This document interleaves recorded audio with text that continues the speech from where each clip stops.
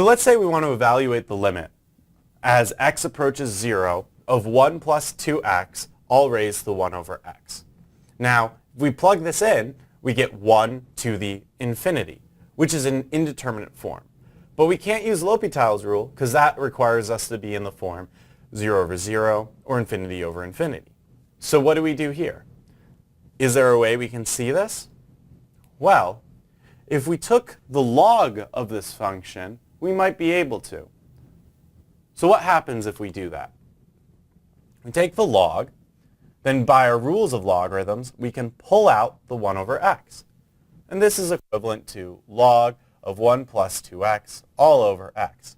We plug in 0, we get log of 1 over 0, or 0 over 0. Perfect. We're in our L'Hopital form. So let us use on this function L'Hopital's rule.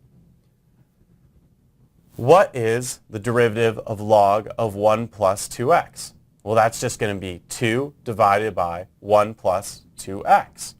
And then what's the derivative of x? It's just 1.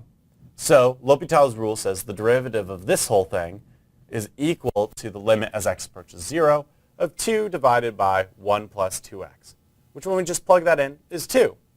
Now are we done? Is this limit equal to 2? No, because remember, we took the log of this function. So in order to be able to figure out what the limit is, we have to undo that. Or another way is raise it to e. We have e to this value. So this whole limit is just going to be e squared because we undid it by using our logarithm to be able to get it into L'Hopital's rule. So we have to undo what we did to be able to figure out the limit there. This is a much simpler way to be able to look at these types of functions than having to do something else. So make sure you ask yourself, if you have that 1 to the infinity or 0 to the 0, ask yourself, can I use logarithms to get it into a L'Hopital form, which is much easier to work with?